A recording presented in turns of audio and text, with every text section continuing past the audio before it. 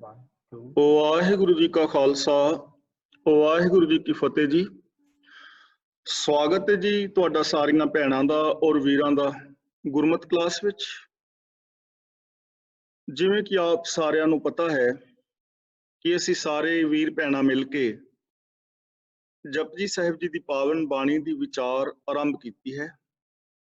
ਕੱਲ ਤੱਕ ਅਸਾਂ ਵਿਚਾਰਿਆ ਸੀ ਮੂਲ ਮੰਤਰ ਇੱਕ ਓੰਕਾਰ ਤੋਂ ਲੈ ਕੇ ਗੁਰਪ੍ਰਸਾਦ ਤੱਕ, ਜਿਸ ਵਿੱਚ ਗੁਰੂਦੇਵ ਪਿਤਾ ਜੀ ਨੇ ਸਾਨੂੰ ਸਮਝਾਇਆ ਹੈ ਕਿ ਇੱਕ ਸਰਬ ਵਿਆਪਕ ਪਰਮ ਸੱਤਿਆ ਜਿਸ ਤਰ੍ਹਾਂ ਹੀ ਉਤਪਤੀ, ਲੈਤਾ, ਪਾਲਣਾ ਔਰ ਸੰਚਾਲਨ ਹੁੰਦਾ ਹੈ ਸੰਸਾਰ ਦਾ,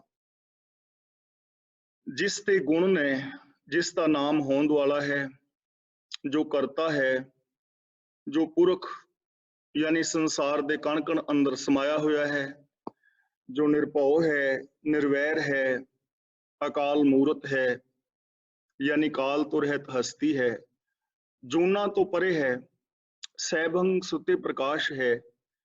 ਤੇ ਐਸੇ ਗੁਣਾਂ ਵਾਲੇ ਪ੍ਰਭੂ ਦੇ ਨਾਲ ਜੋ ਸਾਡਾ ਸੰਬੰਧ ਹੈ ਉਹ ਗੁਰੂ ਦੀ ਕਿਰਪਾ ਸਦਕਾ ਗੁਰੂ ਦੇ ਗਿਆਨ ਰਾਹੀਂ ਬਣਦਾ ਹੈ।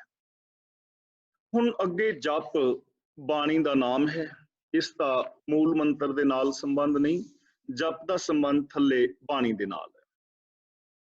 ਜਪ ਸਿਰਫ ਬਾਣੀ ਦਾ ਨਾਮ ਹੈ। ਜਪ ਦੇ ਅੰਦਰ ਦੱਸਿਆ ਗਿਆ ਹੈ ਸਾਨੂੰ ਕਿ ਅਸੀਂ ਕਿਵੇਂ ਜ਼ਿੰਦਗੀ ਜੀਣੀ ਹੈ, ਕਿਵੇਂ ਉਸ ਪ੍ਰਭੂ ਦੇ ਅੰਦਰ ਅਭੇਦ ਹੋਣਾ ਹੈ। ਜਪ ਦੇ ਅੰਦਰ ਪ੍ਰਭੂ ਦੀ ਰਜ਼ਾ ਬਾਰੇ ਗੱਲ ਕੀਤੀ ਗਈ ਹੈ, ਪ੍ਰਭੂ ਦੀ ਸਿਫਤ ਸਲਾਹ ਸੁਣਨੀ, ਮੰਨਣੀ, ਗਿਆਨ ਖੰਡ, ਧਰਮ ਖੰਡ, ਕਰਮ ਖੰਡ, ਸਰਮ ਖੰਡ ਔਰ ਸਾਨੂੰ ਜਤ ਪਹਾਰਾ, ਤੀਰਥ, ਸੁਨਿਆਰ ਵਾਲੇ ਗੁਣ ਦੱਸੇ ਗਏ ਹਨ। ਇੱਥੇ ਸਿੱਧ ਪੀਰ ਸੁਰਨਾਥ ਦੀ ਖਬਰ ਦਿੱਤੀ ਹੈ ਕਿ ਉਹ ਕੀ ਨੇ। ਇਸ ਤੋਂ ਇਲਾਵਾ ਪੌਣ ਪਾਣੀ ਬੈਸੰਤਰ ਦੀ ਗੱਲ ਕੀਤੀ ਹੈ। ਪਵਨ ਗੁਰੂ, ਪਾਣੀ ਪਿਤਾ, ਮਾਤਾ ਧਰਤ, ਮਹਤ ਬਾਰੇ ਸਾਨੂੰ ਸਮਝਾਇਆ ਹੈ, ਯਾਨੀ ਮੁਕੰਮਲ ਜੀਵਨ ਦੀ ਜੁਗਤ ਦੱਸੀ ਹੈ। ਤੇ ਇਸ ਪਾਵਨ ਬਾਣੀ ਦੀ ਆਰੰਭਤਾ ਦੇ ਵਿੱਚ ਸ਼ਲੋਕ ਹੈ, ਆਦ ਸੱਚ ਜੁਗਾਦ ਸੱਚ ਹੈ ਭੀ ਸੱਚ ਨਾਨਕ ਹੋਸੀ ਭੀ ਸੱਚ। ਸਾਰੇ ਜਪਜੀ ਸਾਹਿਬ ਜੀ ਦੇ ਵਿੱਚ ਇਸ ਸ਼ਲੋਕ ਦੀ ਵਿਆਖਿਆ ਹੈ। ਜਿਵੇਂ ਸੁਖਮਨੀ ਸਾਹਿਬ ਜੀ ਦੇ ਅੰਦਰ ਪਹਿਲਾਂ ਇੱਕ ਸ਼ਲੋਕ ਹੈ, ਉਸ ਤੋਂ ਬਾਅਦ ਅਸ਼ਟਪਦੀ ਹੈ। ਉਸ ਸ਼ਲੋਕ ਦੀ ਹੀ ਅਸ਼ਟਪਦੀ ਦੇ ਅੰਦਰ ਵਿਸਥਾਰ ਕੀਤਾ ਗਿਆ ਹੈ, ਉਹਦਾ ਹੀ ਵਿਸਥਾਰ ਕਰਕੇ ਸਾਨੂੰ ਸਮਝਾਇਆ ਗਿਆ ਹੈ। ਤਾਂ ਜਪਜੀ ਸਾਹਿਬ ਜੀ ਦੇ ਆਦ ਵਿੱਚ ਇਹ ਸ਼ਲੋਕ, ਚਾਹੇ ਇਸ ਨੂੰ ਜਪਜੀ ਸਾਹਿਬ ਜੀ ਦਾ ਮੰਗਲਾਚਰਨ ਕਹੋ ਜਾਂ ਇਸ ਨੂੰ ਜਪਜੀ ਸਾਹਿਬ ਜੀ ਦੀ ਭੂਮਿਕਾ ਕਹੋ, ਯਾਨੀ ਜਪਜੀ ਸਾਹਿਬ ਜੀ ਦੀ ਪਾਵਨ ਬਾਣੀ ਦੇ ਅੰਦਰ ਦੋ ਸ਼ਲੋਕ ਨੇ, ਇੱਕ ਸ਼ਲੋਕ ਸ਼ੁਰੂ ਵਿੱਚ ਔਰ ਇੱਕ ਸ਼ਲੋਕ ਅੰਤ ਦੇ ਅੰਦਰ, ਸ਼ਲੋਕ ਪਵਨ ਗੁਰੂ ਪਾਣੀ ਪਿਤਾ। ਤੇ ਬਾਕੀ 38 ਪੌੜੀਆਂ ਜਪਜੀ ਸਾਹਿਬ ਜੀ ਦੀਆਂ ਨੇ। ਤਾਂ ਗੁਰੂ ਪਾਤਸ਼ਾਹ ਜੀ ਸਾਨੂੰ ਸਮਝਾ ਰਹੇ ਨੇ, ਆਦ ਸੱਚ ਜੁਗਾਦ ਸੱਚ ਹੈ ਭੀ ਸੱਚ ਨਾਨਕ ਹੋਸੀ ਭੀ ਸੱਚ। ਦੇਖੋ, ਜੇ ਅਸੀਂ ਆਮ ਦੁਨੀਆ ਵੱਲ ਦੇਖਦੇ ਹਾਂ ਤਾਂ ਤਿੰਨ ਕਾਲ ਮੰਨੇ ਨੇ, ਭੂਤਕਾਲ, ਵਰਤਮਾਨ ਕਾਲ ਔਰ ਭਵਿੱਖ ਕਾਲ। ਲੇਕਿਨ ਇੱਥੇ ਸੱਚ ਸ਼ਬਦ 4 ਵੇਰਾਂ ਆਇਆ ਹੈ।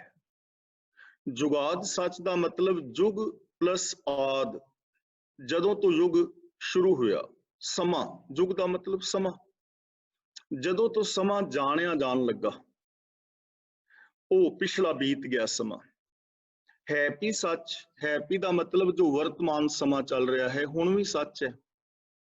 ਹੋਸੀ ਭੀ ਸੱਚ, ਇਹਦਾ ਮਤਲਬ ਆਉਣ ਵਾਲੇ ਸਮੇਂ ਵਿੱਚ ਵੀ ਸੱਚ ਹੋਏਗਾ। ਤਾਂ ਹੁਣ ਸਵਾਲ ਪੈਦਾ ਹੁੰਦਾ ਹੈ ਕਿ ਇਹ ਆਦ ਕੀ ਹੈ। ਆਦ ਦਾ ਮਤਲਬ ਇਹ ਹੈ ਕਿ ਜਦੋਂ ਇਹ ਸੰਸਾਰ ਹੋਂਦ ਵਿੱਚ ਨਹੀਂ ਆਇਆ। ਸਾਹਿਬ ਸ੍ਰੀ ਗੁਰੂ ਨਾਨਕ ਪਾਤਸ਼ਾਹ ਜੀ ਮਹਾਰਾਜ ਜੀ ਦੀ ਵਿਚਾਰ ਸਿੱਧਾਂ ਦੇ ਨਾਲ ਹੋਈ ਹੈ। ਸਿੱਧਾਂ ਦੇ ਨਾਲ ਵਿਚਾਰ ਕਰਦਿਆਂ ਵੀ ਸਿੱਧਾਂ ਨੇ ਪੁੱਛਿਆ ਸੀ ਕਿ ਇਹ ਆਦ ਕੀ ਹੈ। ਸਿੱਧ ਗੋਸ਼ਟ ਵਿੱਚ ਆਪ ਜਦੋਂ ਪੜ੍ਹੋਗੇ ਤਾਂ ਆਪ ਨੂੰ ਪਤਾ ਲੱਗੇਗਾ, ਆਦ ਕੋ ਕਵਨ ਵਿਚਾਰ ਕਥੀਅਲੇ ਸੁਨ ਕਹਾਂ ਕਰਵਾਸੋ, ਕਿ ਆਦ ਦੀ ਵਿਚਾਰ ਕੀ ਹੈ। ਤਾਂ ਗੁਰੂ ਪਾਤਸ਼ਾਹ ਜੀ ਕਹਿੰਦੇ ਨੇ, ਆਦ ਕੋ ਬਿਸਮਾਦ ਵਿਚਾਰ ਕਥੀਅਲੇ। ਆਦ ਦੀ ਜੋ ਵਿਚਾਰ ਹੈ ਉਹ ਵਿਸਮਾਦਿਤ ਕਰਦੀ ਹੈ, ਯਾਨੀ ਉਸ ਬਾਰੇ ਕੁਝ ਜਾਣਿਆ ਨਹੀਂ ਜਾ ਸਕਦਾ। ਅਸੀਂ ਕੇਵਲ ਇੰਨਾ ਕਹਿ ਸਕਦੇ ਹਾਂ ਕਿ ਜਦੋਂ ਇਹ ਜਗਤ ਹੋਂਦ ਵਿੱਚ ਨਹੀਂ ਸੀ ਆਇਆ, ਉਹ ਪਰਮ ਵਿਆਪਕ, ਉਹ ਸਰਬ ਵਿਆਪਕ ਪਰਮ ਸੱਤਿਆ, ਜਿਸ ਨੂੰ ਅਸੀਂ ਰੱਬ ਕਹਿੰਦੇ ਹਾਂ, ਅਨੇਕਾਂ ਨਾਮਾਂ ਦੇ ਨਾਲ ਜਿਸ ਨੂੰ ਜਾਣਿਆ ਜਾਂਦਾ ਹੈ, ਜਿਸ ਨੂੰ ਸਾਹਿਬ ਸ੍ਰੀ ਗੁਰੂ ਨਾਨਕ ਪਾਤਸ਼ਾਹ ਜੀ ਮਹਾਰਾਜ ਇੱਕ ਓੰਕਾਰ ਕਹਿ ਰਹੇ ਹਨ ਕਿ ਇੱਕ ਹੀ ਲਗਾਤਾਰ ਹੈ। ਉਹ ਜਗਤ ਰਚਨਾ ਤੋਂ ਪਹਿਲਾਂ ਵੀ ਸੀ, ਜਦੋਂ ਇਹ ਹੋਂਦ ਵਿੱਚ ਨਹੀਂ ਸੀ ਆਇਆ ਸੰਸਾਰ, ਉਹ ਨਿਰਾਕਾਰ ਉਦੋਂ ਵੀ ਸੀ। ਉਹ ਆਪ ਹੀ ਸਾਕਾਰ ਹੋ ਗਿਆ, ਤਾਂ ਉਹ ਸਰਬ ਵਿਆਪਕ ਪਰਮ ਸੱਤਿਆ ਇੱਕ ਅਟਲ ਸੱਚਾਈ ਹੈ। ਉਹ ਪਹਿਲਾਂ ਵੀ ਸੀ, ਉਹ ਹੁਣ ਵੀ ਹੈ, ਉਹ ਆਉਣ ਵਾਲੇ ਸਮੇਂ ਵਿੱਚ ਵੀ ਹੋਏਗੀ। ਯਾਨੀ ਪ੍ਰਭੂ ਜੋ ਹੈ ਸਤ ਸਰੂਪ ਹੈ, ਸੱਚ ਹੈ, ਤੇ ਉਸ ਪ੍ਰਭੂ ਦੇ ਵਿੱਚ ਅਸਾਂ ਅਭੇਦ ਹੋਣਾ ਹੈ, ਜਿਹਨੂੰ ਅਸੀਂ ਕਹਿੰਦੇ ਹਾਂ ਅਸੀਂ ਰੱਬ ਨੂੰ ਪਾਣਾ ਹੈ, ਜਾਂ ਕਈ ਸ਼ਬਦ ਵਰਤੇ ਜਾਂਦੇ ਹਨ। ਜਿਸ ਦੇ ਅੰਦਰ ਅਸੀਂ ਅਭੇਦ ਹੋਣਾ ਹੈ, ਉਹ ਕੀ ਹੈ? ਉਹ ਸੱਚ ਕੀ ਹੈ? ਇੱਕ ਓੰਕਾਰ ਤੋਂ ਲੈ ਕੇ ਗੁਰਪ੍ਰਸਾਦ ਤੱਕ ਜੋ ਗੁਣ ਦੱਸੇ ਗਏ ਨੇ, ਜੋ ਇੱਕ ਸਰਬ ਵਿਆਪਕ ਪਰਮ ਸੱਤਿਆ ਹੈ, ਉਹ ਅਟਲ, ਉਹ ਸदैवी ਹੈ, ਉਹ ਆਪ ਹੀ ਨਿਰਾਕਾਰ ਤੋਂ ਸਾਕਾਰ ਹੁੰਦਾ ਹੈ। ਉਹਦੇ ਤੋਂ ਬਿਨਾਂ ਇਸ ਜਗਤ ਵਿੱਚ ਕੁਝ ਨਹੀਂ ਹੈ। ਤਾਂ ਹੁਣ ਅਸੀਂ ਸੱਚ ਦੇ ਨਾਲ ਜੁੜਨਾ ਹੈ। ਸੱਚ ਦੇ ਨਾਲ ਕਿਉਂ ਜੁੜਨਾ ਹੈ? ਸਵਾਲ ਪੈਦਾ ਹੁੰਦਾ ਹੈ ਕਿ ਜੇ ਬੰਦਾ ਸੱਚ ਦੇ ਨਾਲ ਨਹੀਂ ਜੁੜੇਗਾ ਤਾਂ ਕੀ ਹੋਏਗਾ? ਸੱਚ ਦੇ ਨਾਲ ਗੁਰਦੇਵ ਪਾਤਸ਼ਾਹ ਕਿਉਂ ਜੋੜਨਾ ਚਾਹੁੰਦੇ ਨੇ? ਗੁਰੂ ਨਾਨਕ ਪਾਤਸ਼ਾਹ ਜੀ ਦੇ ਸਮੇਂ ਵੀ ਕੂੜ ਦਾ ਪਸਾਰਾ ਹੈ ਚਾਰ ਚੁਫੇਰੇ। ਸੱਚ ਕਾਲ, ਕੂੜ ਵਰਤਿਆ, ਕਲ ਕਾਲਖ ਬੇਤਾਲ। ਸੱਚ ਦਾ ਕਾਲ ਪੈ ਗਿਆ, ਕੂੜ ਪਸਰਿਆ ਹੋਇਆ ਹੈ ਆਮ ਮਨੁੱਖ ਦੇ ਅੰਦਰ, ਜਿਸ ਦੇ ਨਾਲ ਮਨੁੱਖ ਭੂਤਨਾ ਹੋਇਆ ਫਿਰਦਾ ਹੈ।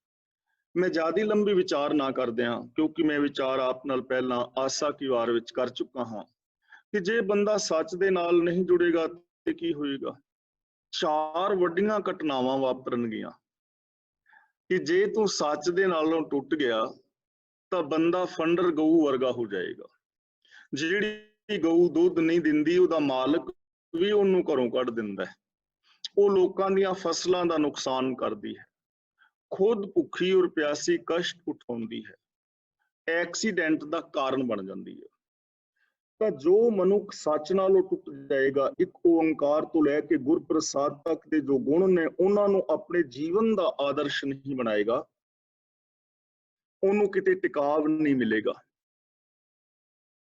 ਉਹਦਾ ਮਨ ਭਟਕਦਾ ਰਹੇਗਾ, ਉਹ ਇਸ ਸੰਸਾਰ ਦਾ ਨੁਕਸਾਨ ਕਰੇਗਾ, ਉਹ ਐਕਸੀਡੈਂਟ ਦਾ ਕਾਰਨ ਬਣੇਗਾ, ਯਾਨੀ ਲੜਾਈ ਦੰਗੇ ਫਸਾਦ ਦਾ ਉਹ ਕਾਰਨ ਬਣੇਗਾ, ਦੁਖੀ ਹੋ ਕੇ ਆਤਮਕ ਮੌਤ ਤੇ।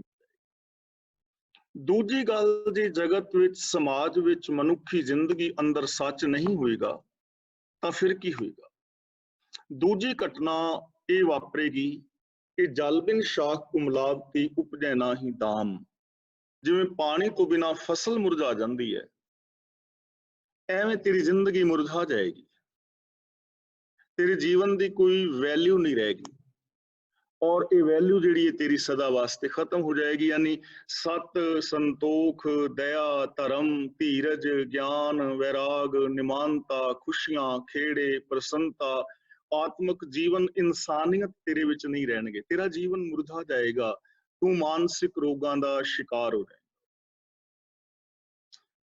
ਤੀਜੀ ਘਟਨਾ ਇਹ ਵਾਪਰੇਗੀ, ਜਿਤ ਘਰ ਹਰ ਕੰਤ ਨਾ ਪ੍ਰਗਟਈ ਭੱਠ ਨਗਰ ਸੇ ਗ੍ਰਾਮ। ਜਿਸ ਹਿਰਦੇ ਘਰ ਵਿੱਚ, ਜਿਸ ਸਰੀਰ ਵਿੱਚ, ਜਿਸ ਸਮਾਜ ਵਿੱਚ, ਜਿਸ ਪਰਿਵਾਰ ਵਿੱਚ ਸੱਚ ਨਹੀਂ ਰਹਿੰਦਾ ਨਾ, ਉਹ ਹਿਰਦਾ, ਉਹ ਤਨ, ਉਹ ਵਿਅਕਤੀ ਦਾ ਮਨ ਭੱਠ ਬਣ ਜਾਂਦਾ ਹੈ, ਤੇ ਭੱਠ ਦੇ ਅੰਦਰ ਅੱਗ ਬਲਦੀ ਹੈ, ਬੰਦਾ ਸੜ ਬਲ ਜਾਂਦਾ ਹੈ। ਫਿਰ ਤੇਰੀ ਜ਼ਿੰਦਗੀ ਅੰਦਰ ਕਾਮ, ਕ੍ਰੋਧ, ਲੋਭ ਦੀ ਅੱਗ ਬਲੇਗੀ, ਹਿੰਸਾ ਦੀ ਅੱਗ ਬਲੇਗੀ, ਕ੍ਰੋਧ ਦੀ ਅੱਗ ਬਲੇਗੀ, ਤੇਰੇ ਸ਼ੁਭ ਗੁਣ ਰਾਖ ਹੋ ਜਾਣ। ਤੇ ਚੌਥੀ ਘਟਨਾ ਇਹ ਵਾਪਰੇਗੀ ਕਿ ਤੈਨੂੰ ਆਤਮਕ ਮੌਤ ਦੇਣ ਵਾਲੇ ਜਮ ਘੇਰ ਲੈਣਗੇ।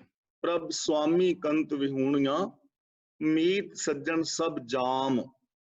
ਜਿਨ੍ਹਾਂ ਦਾ ਸੰਬੰਧ ਸੱਚ ਦੇ ਨਾਲ ਨਹੀਂ ਹੁੰਦਾ, ਉਹਨੂੰ ਫਿਰ ਜਮ ਘੇਰ ਲੈਂਦੇ ਨੇ। ਜਮ ਕਿਹੜੇ ਨੇ? ਕਾਮ, ਕ੍ਰੋਧ, ਲੋਭ ਆਦਿਕ। ਤੇ ਜੇ ਸੱਚ ਦੇ ਨਾਲੋਂ ਟੁੱਟਿਆ ਹੋਇਆਂ ਨੂੰ ਤੂੰ ਆਪਣਾ ਸੰਬੰਧੀ ਬਣਾ ਲੇਗਾ, ਮਿੱਤਰ ਬਣਾ ਲੇਗਾ, ਰਿਸ਼ਤੇਦਾਰੀਆਂ ਗੰਢ ਲੇਗਾ, ਫਰੈਂਡਸ਼ਿਪ ਪਾ ਲਵੇਂਗਾ, ਤਾਂ ਉਹ ਲੋਕ ਤੇਰੇ ਸੱਜਣ ਮਿੱਤਰ ਨਹੀਂ ਹੋਣਗੇ, ਤੇਰੇ ਵਾਸਤੇ ਜੰਮ ਬਣ ਜਾਣਗੇ। ਜਿਵੇਂ ਮੈਂ ਪਿੱਛੇ ਬੇਨਤੀ ਕੀਤੀ ਸੀ, ਜੇ ਕੋਈ ਪਰਿਵਾਰ ਆਪਣੀ ਨੂੰਹ ਧੀ ਨੂੰ, ਨੂੰਹ ਨੂੰ ਦਹੇਜ ਕਰਕੇ ਜਲਾ ਦਿੰਦਾ ਹੈ, ਤਾਂ ਉਹ ਫਿਰ ਰਿਸ਼ਤੇਦਾਰ ਨਾ ਹੋਏ, ਜਾਮ ਹੀ ਹੋਏ ਨਾ।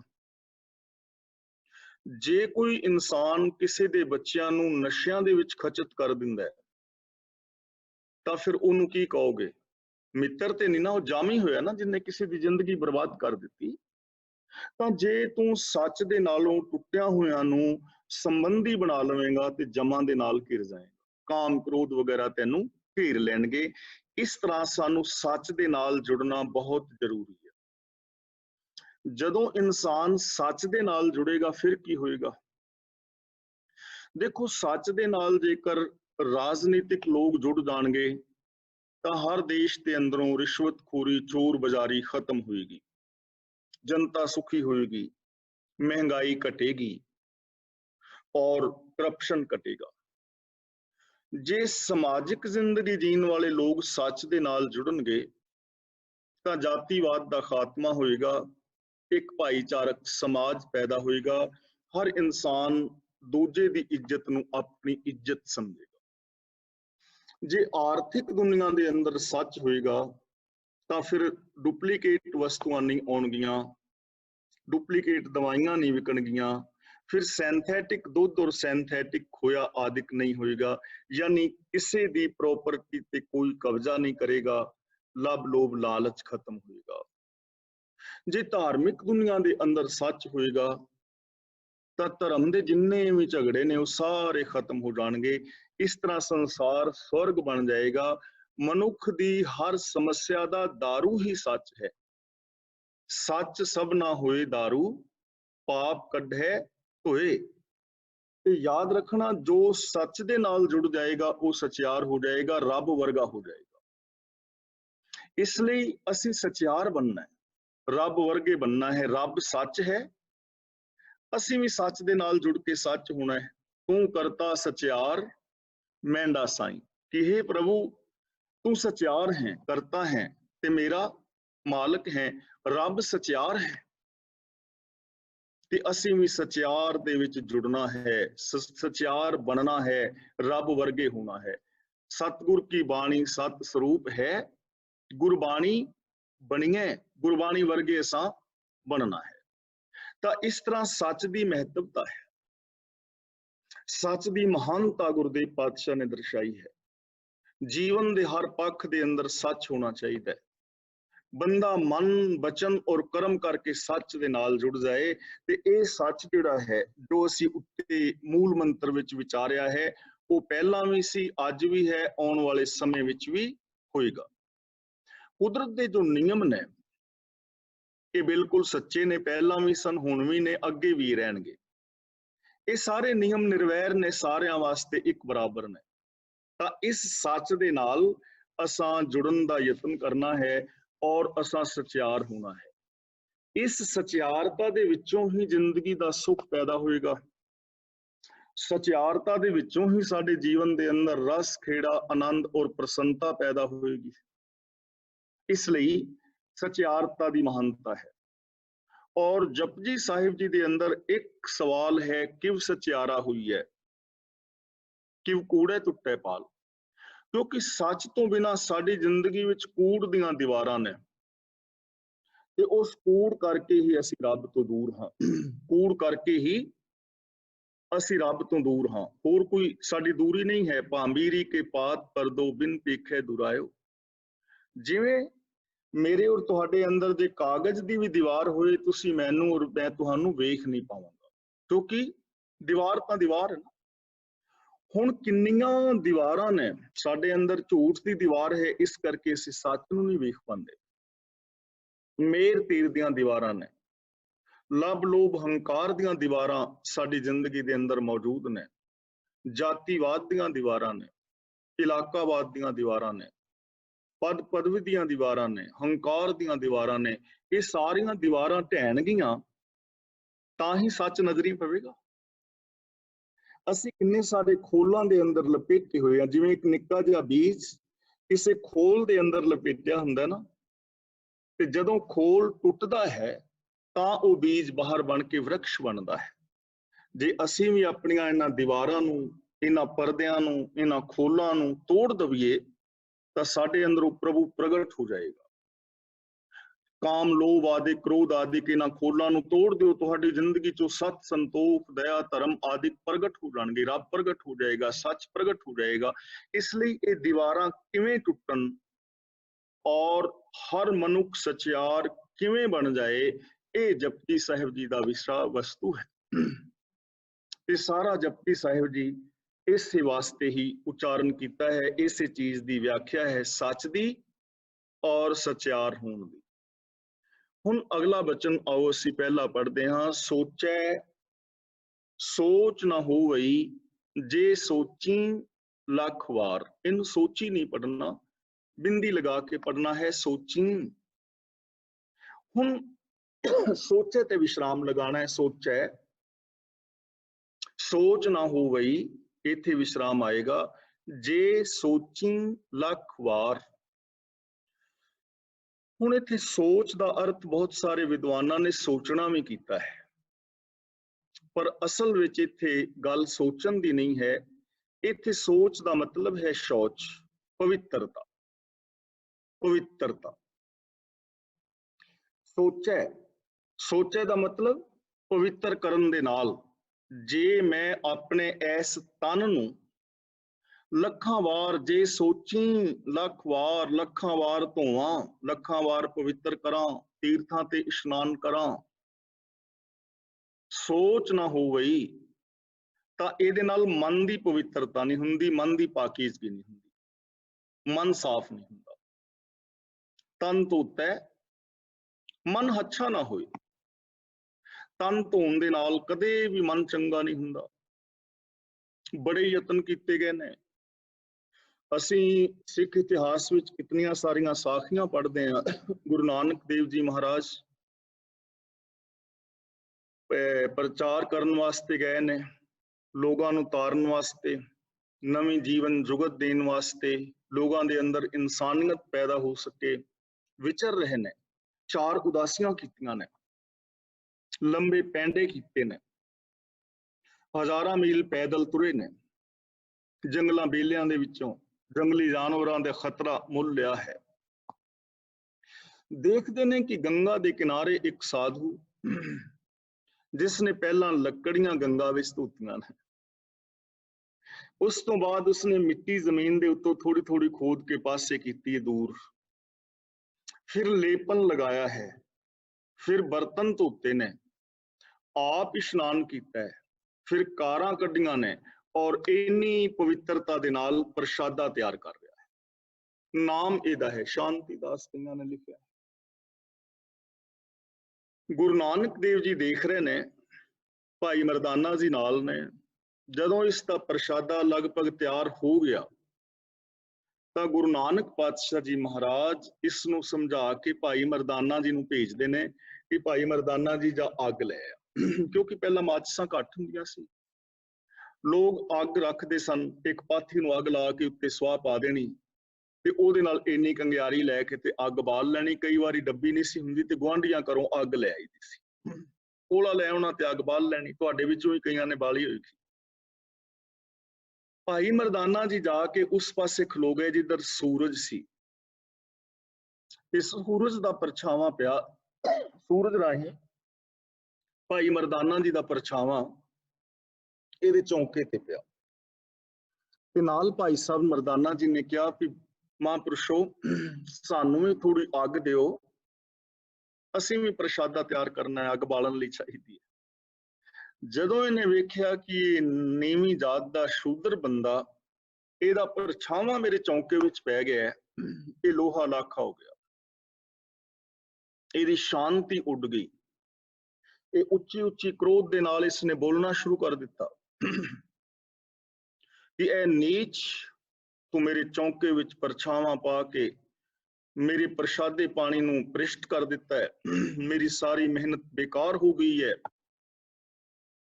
ਚੋ ਕੱਢਿਆ ਚੁੱਲ੍ਹੇ ਚੋਂ ਤੇ ਭਾਈ ਮਰਦਾਨਾ ਜੀ ਨੂੰ ਮਾਰਨ ਵਾਸਤੇ ਦੌੜ ਪਿਆ। ਅੱਗੇ ਅੱਗੇ ਭਾਈ ਮਰਦਾਨਾ ਜੀ ਤੇ ਪਿੱਛੇ ਪਿੱਛੇ ਬਾਬਾ ਸ਼ਾਂਤੀਦਾਸ ਜੀ ਅੱਗ ਬਬੂਲਾ ਹੋਏ। ਗੁਰੂ ਨਾਨਕ ਦੇਵ ਜੀ ਦੇ ਕੋਲ ਪਹੁੰਚ ਗਏ। ਇਹ ਰੌਲਾ ਪਾ ਰਿਹਾ ਹੈ, ਬਹੁਤ ਸਾਰੇ ਲੋਕ ਇਕੱਠੇ ਹੋ ਗਏ ਤੇ ਗੁਰੂ ਨਾਨਕ ਪਾਤਸ਼ਾਹ ਨੇ ਪੁੱਛਿਆ ਭਾਈ ਮਰਦਾਨਾ ਜੀ ਨੂੰ, ਕੋਈ ਭਾਈ ਮਰਦਾਨਿਆ ਅੱਗ ਆਪ ਲੈ ਆਉਣੀ ਸੀ, ਇਹ ਮਹਾਂਪੁਰਸ਼ਾਂ ਨੂੰ ਕਿਉਂ ਤਕਲੀਫ ਦਿੱਤੀ ਵੀ ਸਾਨੂੰ ਅੱਗ ਦੇਣ ਆਏ ਨੇ? ਭਾਈ ਮਰਦਾਨਾ ਜੀ ਕਹਿਣ ਲੱਗੇ, ਪਾਤਸ਼ਾਹ ਇਹ ਮਹਾਂਪੁਰਸ਼ ਅੱਗ ਦੇਣ ਨਹੀਂ ਆਏ, ਅੱਗ ਲਾਉਣ ਆਏ ਨੇ। ਸਾਰੇ ਮਸਲੇ ਦਾ ਪਤਾ ਕੀਤਾ।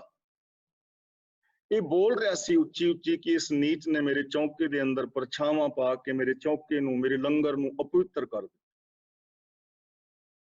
ਗੁਰੂ ਨਾਨਕ ਪਾਤਸ਼ਾਹ ਕਹਿਣ ਲੱਗੇ, ਇਹ ਸ਼ਾਂਤੀਦਾਸ, ਸ਼ਾਂਤੀ ਵਿੱਚ ਅੱਗ ਬਬੂਲਾ ਨਾ ਹੋ। ਇਹ ਨੀਚ ਨਹੀਂ, ਇਹ ਮਹਾਨ ਉੱਚਾ ਹੈ, ਇਹ ਰੱਬ ਦਾ ਰੂਪ ਹੈ। ਇਹ ਮਰਾਸ਼ੀ ਮਰਦਾਨਾ ਨਹੀਂ, ਇਹ ਮੇਰਾ ਭਾਈ ਮਰਦਾਨਾ ਹੈ। ਇਹ ਰਬਾਬੀ ਹੈ, ਇਹ ਗੁਰੂ ਕਾ ਕੀਰਤਨੀਆ ਹੈ, ਇਹ ਰੱਬ ਦੀ ਸਿਫਤ ਸਲਾਹ ਕਰਨ ਵਾਲਾ, ਰੱਬ ਦਾ ਬੰਦਾ, ਰੱਬ ਦਾ ਰੂਪ ਹੈ। ਇਹੋ ਜਿਹਾਂ ਦੇ ਪੈਰ ਪੈਣ ਦੇ ਨਾਲ ਤੇ ਚੌਂਕੇ ਪਵਿੱਤਰ ਹੁੰਦੇ ਨੇ। ਤੇਰੇ ਚੌਂਕੇ ਦੇ ਅੰਦਰ 4 ਨੀਵੀਆਂ ਬਿਰਤੀਆਂ ਬੈਠੀਆਂ ਨੇ, ਜਿਸ ਨੇ ਤੇਰੇ ਚੌਂਕੇ ਨੂੰ ਬੜਾ ਅਪਵਿੱਤਰ ਕਰ ਦਿੱਤਾ ਹੈ, ਜਿੱਥੇ ਕਦੇ ਰੱਬ ਦਾਖਲ ਹੀ ਨਹੀਂ ਹੋਏਗਾ। ਤੇ ਉਹ ਕਿਹੜੀਆਂ ਬਿਰਤੀਆਂ ਨੇ? ਕੁਬੁੱਧ ਡੂਮਣੀ, ਕੁਦਇਆ ਕਸਾਇਣ, ਪਰ ਨਿੰਦਾ ਘਟ ਚੁਹੜੀ, ਮੁੱਠੀ ਕ੍ਰੋਧ ਚੰਡਾਲ, ਕਾਰੀ ਕੱਢੀ ਕਿਆ ਥੀਐ, ਜਾਂ ਚਾਰੇ ਬੈਠੀਆਂ ਨਾਲ। ਕੁਬੁੱਧ ਹੈ ਤੇਰੇ ਅੰਦਰ, ਤੇਰੀ ਬੁੱਧੀ ਜਿਹੜੀ ਹੈ ਕ੍ਰੋਧ ਦੇ ਨਾਲ ਮੁੱਠੀ ਹੋਈ ਹੈ। ਇਹਨਾਂ ਔਗਣਾਂ ਨੇ ਤੇਰੇ ਹਿਰਦੇ ਨੂੰ, ਤੇਰੀ ਸੋਚ ਨੂੰ ਅਪਵਿੱਤਰ ਕਰ ਦਿੱਤਾ ਹੈ, ਜਿੱਥੇ ਕਦੇ ਵੀ ਰੱਬ ਪ੍ਰਗਟ ਨਹੀਂ ਹੋਏਗਾ। ਤੇ ਇਹ ਜਿਹੜੀ ਸੋਚ ਹੈ, ਗੰਗਾ ਆਦਿਕ ਤੀਰਥਾਂ ਦੇ ਵਿੱਚ ਇਸ਼ਨਾਨ ਕਰਨ ਦੇ ਨਾਲ ਸਾਫ਼ ਨਹੀਂ ਹੋਏਗੀ। ਤੀਰਥਾਂ ਤੇ ਨਹਾਉਂਦਾ ਫਿਰ ਹੁਣ ਗੰਦਗੀ ਤਾਂ ਅੰਦਰ ਹੈ। ਲੱਕੜਾਂ ਵੀ ਧੋਤੀਆਂ ਨੇ, ਬਰਤਨ ਵੀ ਧੋਤੇ ਨੇ, ਉੱਤੋਂ ਮਿੱਟੀ ਵੀ ਪੁੱਟ ਕੇ ਲਾਂਬੇ ਕਰ ਦਿੱਤੀ ਹੈ, ਮੰਤਰ ਪੜ੍ਹ ਕੇ ਪ੍ਰਸ਼ਾਦਾ ਤਿਆਰ ਕੀਤਾ ਜਾ ਰਿਹਾ ਹੈ, ਲੇਕਿਨ ਅੰਦਰ ਕ੍ਰੋਧ। ਬਾਹਰੋਂ ਇਸ਼ਨਾਨ ਕਰਨ ਨਾਲ ਥੋੜਾ ਦੂਰ ਹੋਏਗਾ। ਕਿਤਨੇ ਲੋਕ ਨੇ ਜੋ ਇੰਡੀਆ ਦੇ ਅੰਦਰ ਤੀਰਥਾਂ ਤੇ ਨਹਾਉਂਦੇ ਨੇ। ਇੰਡੀਆ ਇਸ਼ਨਾਨ ਪ੍ਰਧਾਨ ਦੇਸ਼ ਹੈ, ਲੋਕ ਨਹਾਉਂਦੇ ਨੇ ਲੱਖਾਂ ਲੋਕ, ਪਰ ਜਿੰਨਾ ਕਰਪਸ਼ਨ ਸਾਡੇ ਦੇਸ਼ ਵਿੱਚ ਤੁਹਾਡੇ ਸਾਹਮਣੇ ਹੀ ਹੈ ਨਾ। ਮਾਰ ਕਾਟ, ਅੱਗਾਂ ਲਾਈਆਂ ਜਾਂਦੀਆਂ ਨੇ, ਲੋਕਾਂ ਨੂੰ ਸਾੜਿਆ ਜਾਂਦਾ ਹੈ, ਲੁੱਟਿਆ ਜਾਂਦਾ ਹੈ, ਰਿਸ਼ਵਤ ਲਈ ਜਾਂਦੀ ਹੈ, ਚੰਦ ਲੋਕਾਂ ਨੂੰ ਛੱਡ ਕੇ ਕੀ ਹਾਲ ਹੈ। ਤਾਂ ਗੁਰੂ ਜੀ ਕਹਿੰਦੇ ਨੇ, ਸੋਚੈ ਧੋਣ ਦੇ ਨਾਲ, ਸਰੀਰ ਨੂੰ ਧੋਣ ਨਾਲ ਸੋਚ ਨਾ ਹੋਵਈ, ਹਿਰਦੇ ਦੀ ਪਵਿੱਤਰਤਾ ਨਹੀਂ ਹੁੰਦੀ। ਜੇ ਸੋਚੀ ਲੱਖ ਵਾਰ, ਭਾਵੇਂ ਮੈਂ ਲੱਖਾਂ ਵਾਰ ਵੀ ਆਪਣੇ ਤਨ ਨੂੰ ਧੋ ਲਵਾਂ। ਆਓ ਥੋੜਾ ਦੁਨੀਆ ਵੱਲ ਝਾਤ ਮਾਰੀਏ। ਹੁਣ ਰਾਜਨੀਤਿਕ ਲੋਕਾਂ ਵੱਲ ਵੇਖੋ, ਕਿੰਨਾ ਤਨ ਉਹਨਾਂ ਦਾ ਸਾਫ਼ ਹੁੰਦਾ ਹੈ। 1.5 ਕਰੋੜ ਰੁਪਏ ਦਾ ਸੂਟ ਪਾਇਆ ਹੈ। ਬਹੁਤਾਤ ਜਿਹੜੇ ਲੋਕ ਨੇ, ਕਿੰਨੇ ਕੀਮਤੀ ਬਸਤਰ ਨੇ, ਕੀਮਤੀ ਚਸ਼ਮੇ ਨੇ, ਕੀਮਤੀ ਪੈਨ ਨੇ, ਕੀਮਤੀ ਕੱਪੜੇ ਨੇ, ਸਾਫ਼ ਸਫਾਈ ਹੈ। ਲੇਕਿਨ ਕੀ ਇਹ ਸਾਫ਼ ਸੁਥਰੇ ਤਨ ਵਾਲੇ ਸਾਰੇ ਸਾਡੇ ਰਾਜਨੀਤਿਕ, ਉਹਨਾਂ ਦਾ ਮਨ ਸਾਫ਼ ਨੇ? ਇਹ ਤੇ ਅਸੀਂ ਸਾਰੇ ਜਾਣਦੇ ਆ ਨਾ। ਤੇ ਤੀਰਥਾਂ ਤੇ ਔਰ ਧਰਮ ਸਥਾਨਾਂ ਵਿੱਚ ਸਾਡੇ ਰਾਜਨੀਤਿਕ ਵਿਚਾਰੇ ਨੇ। ਗੁਰੂ ਜੀ ਕਹਿੰਦੇ ਨੇ, ਭਲੇ ਪੁਰਸ਼ੋ, ਬੇਸ਼ੱਕ ਤੁਸੀਂ ਤੀਰਥਾਂ ਤੇ ਨਹਾਉਂਦੇ ਹੋ, ਬੇਸ਼ੱਕ ਤੁਸੀਂ ਬਾਹਰੋਂ ਲਿਸ਼ਕੇ ਪੁਸ਼ਕੇ ਹੋ, ਪਰ ਤੁਹਾਡੀ ਸੋਚ ਰਾਜੇ ਸ਼ਿਹੀ, ਮੁਕੱਦਮ ਕੁੱਤੇ, ਜਾਏ ਜਗਾਇਨ ਬੈਠੇ ਸੁੱਤੇ, ਚਾਕਰ ਨਹਿੰਦਾ ਪਾਇਨ ਘਾਓ, ਰਤ ਪਿੱਤ ਕੁੱਤੇ ਹੋ ਚੱਟ ਜਾਹੋ। ਜੇ ਐਸੇ ਜੋ ਭ੍ਰਸ਼ਟ ਰਾਜਨੀਤਿਕ ਨੇ, ਮੈਂ ਸਾਰਿਆਂ ਦੀ ਗੱਲ ਨਹੀਂ ਕਰ ਰਿਹਾ, ਜੋ ਹੈ ਨੇ ਉਹਨਾਂ ਦੀ, ਕਿਉਂਕਿ ਉਹਨਾਂ ਦਾ ਤੀਰਥਾਂ ਦੇ ਉੱਤੇ ਇਸ਼ਨਾਨ ਕਰਨ ਦੇ ਨਾਲ ਉਹਨਾਂ ਦੇ ਅੰਦਰ ਪਵਿੱਤਰਤਾ ਆ ਜਾਏਗੀ। ਤੇ ਹਿਰਦੇ ਦੀ ਜੇ ਪਵਿੱਤਰਤਾ ਨਹੀਂ ਹੈ, ਤਾਂ ਕਿ ਐਸੇ ਜੋ ਭ੍ਰਸ਼ਟ ਲੋਕ ਨੇ ਉਹ ਕਿਸੇ ਦੇਸ਼ ਦੀ ਉન્નਤੀ ਕਰ ਸਕਦੇ ਨੇ? ਬਿਲਕੁਲ ਨਹੀਂ। ਸਮਾਜ ਦੇ ਅੰਦਰ ਆਮ ਜਨਤਾ ਨੂੰ ਦੇਖੋ, ਕੋਈ ਵੀ ਵੀਰ ਭੈਣ ਕੋਲੋਂ ਗੁਜ਼ਰਦਾ ਹੈ, ਉਹਦੇ ਕੋਲੋਂ ਕੀਮਤੀ ਤੋਂ ਕੀਮਤੀ ਪਰਫਿਊਮ ਦੀ ਸੁਗੰਧ ਆਉਂਦੀ ਹੈ, ਕੀਮਤੀ ਤੋਂ ਕੀਮਤੀ ਪਰਫਿਊਮ ਦੀ ਸੁਗੰਧ ਆ ਰਹੀ ਹੈ। ਹੁਣ ਲੋਕਡਾਊਨ ਹੋਇਆ ਨਾ, ਤੇ ਲੋਕਾਂ ਨੂੰ देखो बाहर मौत है ਤੇ ਲੋਕਾਂ ਨੂੰ ਮੌਤ ਦਾ ਡਰ ਨਹੀਂ, ਬਹੁਤਿਆਂ ਨੂੰ ਤੇ ਇਹ ਵੇ ਵੀ ਸੂਟ ਲਿਆਂਦਾ ਸੀ ਤੇ ਪਾ ਕੇ ਵਿਖਾਉਣ ਦਾ ਮੌਕਾ ਹੀ ਨਹੀਂ ਮਿਲਿਆ, ਕੱਪੜੇ ਨਹੀਂ ਪਾਉਣ ਦਾ ਮੌਕਾ ਮਿਲਿਆ। ਪਤਾ ਨਹੀਂ ਆ ਸਿਆਪਾ ਕਦੋਂ ਬਿਊਟੀ ਪਾਰਲਰ ਖੁੱਲਣੇ ਨੇ, ਕਿੰਨਾ ਲੋਕਾਂ ਨੂੰ ਸਜਣ ਧਜਣ ਦਾ ਚਾਹ ਹੈ ਨਾ। ਕੱਪੜੇ ਨੇ ਚੰਗੇ ਤੋਂ ਚੰਗੇ ਸਮਾਜ ਦੇ ਅੰਦਰ ਆਮ ਜਨਤਾ ਕੋਲ, ਪੈਂਟ ਸ਼ਰਟ ਕੋਟ ਕੀਮਤੀ ਤੋਂ ਕੀਮਤੀ, ਨਵੇਂ ਤੋਂ ਨਵੇਂ ਡਿਜ਼ਾਈਨ, ਬੀਬੀਆਂ ਦੇ ਬੰਦਿਆਂ ਦੇ ਕੱਪੜਿਆਂ ਦੇ, ਕੀਮਤੀ ਤੋਂ ਕੀਮਤੀ ਪਰਫਿਊਮ, परफ्यूम ਦੀ ਬਹੁਤ ਚੰਗੀ ਸੁਗੰਧ ਆ ਰਹੀ ਹੈ ਕਿ ਉਹਨਾਂ ਦੇ ਕੋਲੋਂ ਗੁਣਾਂ ਦੀ ਵੀ ਸੁਗੰਧ ਆਉਂਦੀ ਹੈ, ਈਰਖਾ ਦੀ ਦੁਰਗੰਧ, ਚੁਗਲੀਆਂ ਦੀ ਦੁਰਗੰਧ, ਜਾਤੀਵਾਦ ਦੀ ਦੁਰਗੰਧ, ਮੇਰ ਤੇਰ ਦੀ ਬਦਬੂ ਆ ਰਹੀ ਹੈ। ਤਾਂ ਸਮਾਜ ਅੰਦਰ ਜੇ ਜਾਤੀਵਾਦ ਹੈ, ਮੇਰ ਤੇਰ ਦੇ ਵਿਤਕਰੇ ਨੇ ਤੇ ਤੀਰਥਾਂ ਤੇ ਸਾਰੇ ਨਹਾਉਂਦੇ ਨੇ। ਸੋਚੈ ਸੋਚ ਨਾ ਹੋਵੇ, ਲੱਖਾਂ ਵਾਰ ਸਰੀਰ ਨੂੰ ਧੋਵੋ। ਜੇ ਤੁਸੀਂ ਜਾਤੀਵਾਦ ਨੂੰ ਮੰਨਦੇ ਹੋ, ਜੇ ਤੁਹਾਡੇ ਅੰਦਰ ਮੇਰ ਤੇਰ ਦੇ ਵਿਤਕਰੇ ਨੇ, ਦੂਜਿਆਂ ਨੂੰ ਤੁਸੀਂ ਨੀਵਾਂ ਦਿਖਾਉਂਦੇ ਹੋ, ਕਿਸੇ ਦੇ ਰਾਹਾਂ ਵਿੱਚ ਲੱਤਾਂ ਅੜਾਉਂਦੇ ਹੋ, ਤਾਂ ਪਵਿੱਤਰਤਾ ਦੇ ਅੰਦਰ ਇੱਕ ਨਹਾਈ ਜਾਓ ਤੀਰਥਾਂ ਤੇ, ਕੁਛ ਨਹੀਂ ਹੋਣ ਵਾਲਾ। ਆਰਥਿਕ ਦੁਨੀਆ ਵੱਲ ਝਾਤ ਮਾਰੋ। ਆ ਨਿੱਕੇ ਨਿੱਕੇ ਕਲਿੱਪ ਵੀਡੀਓਸ ਦੇਖਦੇ ਨਾ, ਕੱਲ ਮੈਂ ਦੇਖ ਰਿਹਾ ਸਾਂ ਤੇ ਮੈਂ ਅੱਗੇ ਕਈ ਚੀਜ਼ਾਂ ਖਾਣੀਆਂ ਛੱਡੀਆਂ ਨੇ। ਕਈ ਮੈਂ ਬਾਜ਼ਾਰ ਦਾ ਅਚਾਰ ਖਾਂਦਾ, ਜਦੋਂ ਦਾ ਮੈਂ ਅਚਾਰ ਬਣਦਾ ਵੇਖਿਆ ਕਿਵੇਂ ਉਹ ਛੱਪੜ ਦੇ ਵਿੱਚੋਂ ਕੱਢ ਕੱਢ ਕੇ ਤੇ ਬਾਹਰ।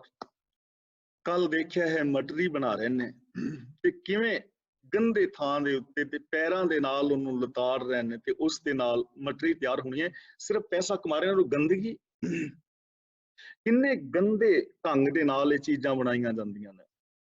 ਕਈ ਵਾਰ ਵੀਡੀਓ ਵਾਇਰਲ ਹੁੰਦੇ ਨੇ, ਜੋ ਗਲੇ ਸੜੇ ਟਮਾਟਰ, ਗਲੇ ਆਲੂ ਸਭ ਸਮੋਸਿਆਂ ਦੇ ਵਿੱਚ ਪਾ ਕੇ ਤਲ ਦਿੱਤੇ ਜਾਂਦੇ ਨੇ। ਕਿਉਂ? ਇਸ ਕਰਕੇ ਨਾ ਕਿ ਪੈਸਾ ਵੱਟ ਲੈਣਾ ਹੈ। ਤੇ ਜੇ ਐਸੇ ਲੋਕ ਤੀਰਥਾਂ ਤੇ ਨਹਾਣ, ਮੈਲ ਤੇ ਅੰਦਰ ਭਰੀ ਹੈ। ਭਲੇ ਪੁਰਸ਼ੋ, ਤੁਸੀਂ ਕੱਪੜੇ ਮੈਲੇ ਪਾ ਲਓ, ਸਰ ਜਾਏਗਾ। ਤੀਰਥਾਂ ਤੇ ਨਾ ਜਾਓ, ਸਰ ਜਾਏਗਾ। ਕਿਸੇ ਧਰਮ ਸਥਾਨ ਵਿੱਚ ਮੱਥਾ ਟੇਕਣ ਨਾ ਜਾਓ, ਸਰ ਜਾਏਗਾ। ਪਰ ਇਮਾਨਦਾਰੀ, ਲੋਕਾਂ ਦੀ ਸਿਹਤ ਦਾ ਖਿਆਲ ਰੱਖੋ। ਡੁਪਲੀਕੇਟ, ਸਿੰਥੈਟਿਕ ਖੋਏ, ਸਿੰਥੈਟਿਕ ਦੁੱਧ, ਸਿੰਥੈਟਿਕ ਪਨੀਰ, ਡੁਪਲੀਕੇਟ ਦਵਾਈਆਂ ਫੜੀਆਂ ਜਾਂਦੀਆਂ ਨੇ। ਤੇ ਜੇ ਐਸੇ ਲੋਕ ਤੀਰਥਾਂ ਤੇ ਵੀ ਨਹਾਣ, ਤੀਰਥਾਂ ਤੇ ਜਾ ਕੇ ਉਹ ਪੱਥਰ ਲਵਾ ਦੇਣ ਕਿ ਇੱਥੇ ਮੈਂ 2 ਲੱਖ ਜਾਂ 4 ਲੱਖ ਰੁਪਇਆ ਦਾਨ ਕੀਤਾ ਹੈ, ਕੀ ਵੈਲਿਊ ਹੈ ਉਸ ਦਾਨ ਦੀ? ਧਾਰਮਿਕ ਦੁਨੀਆ ਵੱਲ ਝਾਤ ਮਾਰੋ। ਧਾਰਮਿਕ ਲੋਕ ਤੇ ਪਵਿੱਤਰ ਚਾਹੀਦੇ ਸਨ, ਅੰਦਰੋਂ ਬਾਹਰੋਂ ਇੱਕ ਹੋਣੇ ਚਾਹੀਦੇ ਸਨ। ਪਰ ਧਰਮ ਦੀ ਦੁਨੀਆ ਵਿੱਚ ਵੇਖ ਲਓ ਜੋ ਕੁਛ ਹੈ। ਅਸੀਂ ਸਾਰੇ ਧਰਮੀ ਆ। ਇੱਕ ਧਰਮ ਦੇ ਲੋਕ ਦੂਜੇ ਧਰਮਾਂ ਨਾਲ ਲੜ ਰਹੇ ਨੇ।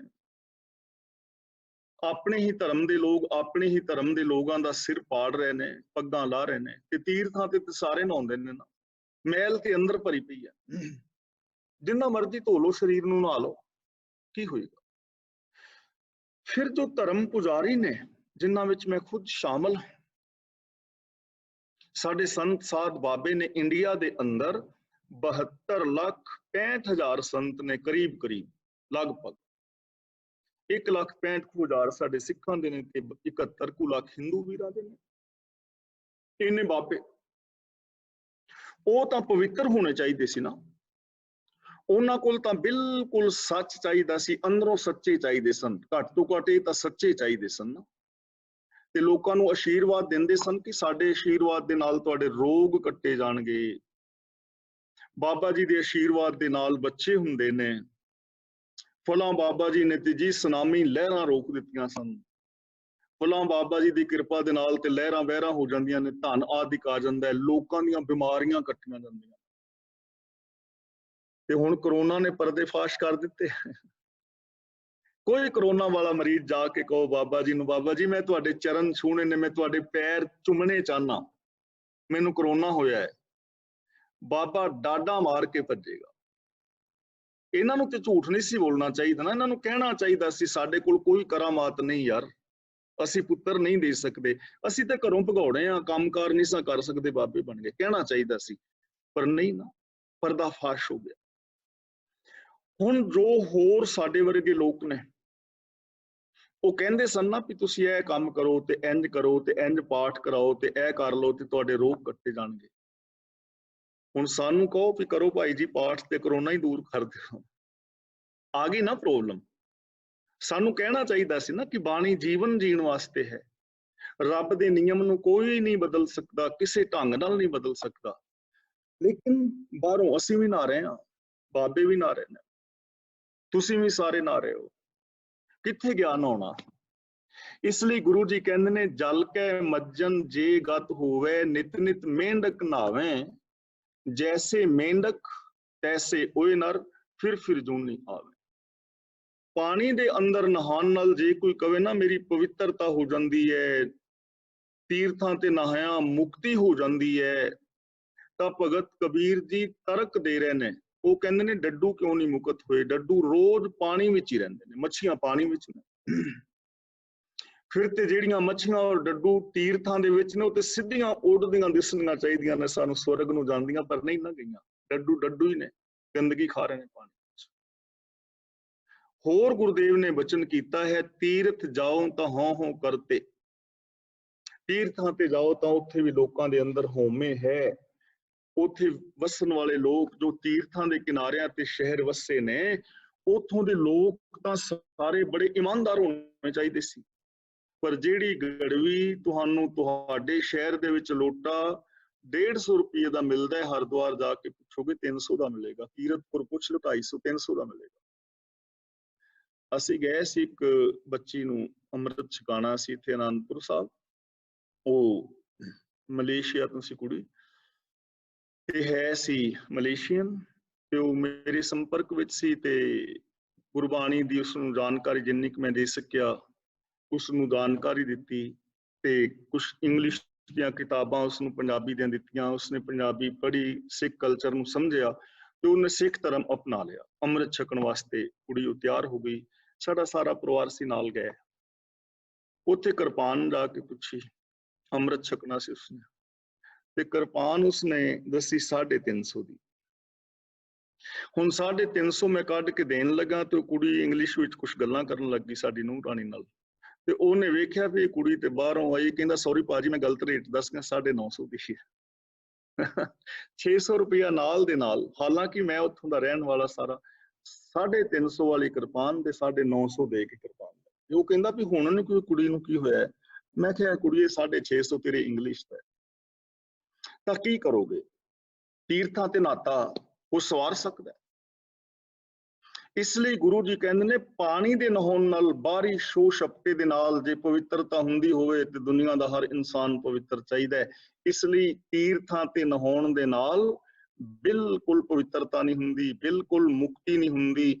ਪਾਣੀ ਦੇ ਧੋਣ ਦੇ ਨਾਲ ਸਰੀਰ ਸਾਫ਼ ਹੁੰਦਾ ਹੈ, ਪਾਣੀ ਨਾਲ ਹੱਥ ਸੁੱਚੇ ਨਹੀਂ ਹੁੰਦੇ, ਸਾਫ਼ ਹੁੰਦੇ ਨੇ। ਹੱਥ ਸੁੱਚੇ ਹੁੰਦੇ ਨੇ ਸੱਚੀ ਕਿਰਤ ਕਰਕੇ, ਕਿਸੇ ਦਾ ਸਹਿਯੋਗ ਕਰਕੇ। ਜ਼ਬਾਨ ਸੁੱਚੀ ਪਾਣੀ ਨਾਲ ਨਹੀਂ ਹੁੰਦੀ, ਪਾਣੀ ਨਾਲ ਜ਼ਬਾਨ ਸਾਫ਼ ਹੁੰਦੀ ਹੈ। ਜ਼ਬਾਨ ਸੁੱਚੀ ਹੁੰਦੀ ਹੈ ਸੱਚ ਬੋਲ ਕੇ, ਨਾਮ ਕਹਿਤ ਗੋਬਿੰਦ ਕਾ ਸੂਚੀ ਪਈ ਰਸਨਾ। ਤਾਂ ਇੱਥੇ ਤੀਰਥ ਇਸ਼ਨਾਨ ਦਾ, ਬਾਹਰਲੀ ਸੁੱਚਤਾ ਦਾ ਖੰਡਨ ਕੀਤਾ ਗਿਆ ਹੈ। ਕਿੰਨੇ ਲੋਕ ਨੇ ਜੋ ਆਪਣਾ ਲੰਗਰ ਵੀ ਆਪ ਤਿਆਰ ਕਰਦੇ ਨੇ, ਦੂਜੇ ਦੇ ਹੱਥੋਂ ਪ੍ਰਸ਼ਾਦਾ ਤੱਕ ਨਹੀਂ ਖਾਂਦੇ, ਪਰ ਇਹ ਕੋਈ ਪਵਿੱਤਰਤਾ ਨਹੀਂ, ਇਹ ਬਾਹਰ ਦੀ ਸਫਾਈ ਹੈ। ਇਹਦਾ ਮਤਲਬ ਇਹ ਨਹੀਂ ਕਿ ਸਫਾਈ ਨਾ ਰੱਖੋ, ਸਫਾਈ ਰੱਖਣਾ ਹੋਰ ਚੀਜ਼ ਹੈ। ਸਫਾਈ ਦੇ ਨਾਲ ਸਾਨੂੰ ਰਹਿਣਾ ਚਾਹੀਦਾ ਹੈ, ਸਾਡੇ ਬਸਤਰ ਸਾਫ਼ ਹੋਣ, ਅਸੀਂ ਇਸ਼ਨਾਨ ਪਾਨ ਕਰੀਏ, ਸਾਡੇ ਕੱਪੜੇ ਸਾਫ਼ ਹੋਣ, ਸਾਡੇ ਘਰ ਦੇ ਰਹਿਣ ਦੀ ਜਗ੍ਹਾ ਅਸਥਾਨ ਸਾਫ਼ ਹੋਵੇ। ਲੇਕਿਨ ਇਸ ਸਫਾਈ ਦਾ ਮਨ ਦੀ ਸਫਾਈ ਨਾਲ ਕੋਈ ਸੰਬੰਧ ਨਹੀਂ, ਮਨ ਦੀ ਸਫਾਈ ਚਾਹੀਦੀ ਹੈ ਮੇਨ ਗੱਲ।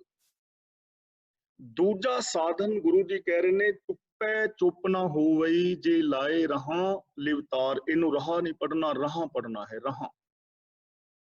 ਚੁੱਪੈ ਚੁੱਪ ਨਾ ਹੋਵਈ, ਚੁੱਪੈ ਦਾ ਮਤਲਬ ਚੁੱਪ ਕਰਨ ਦੇ ਨਾਲ,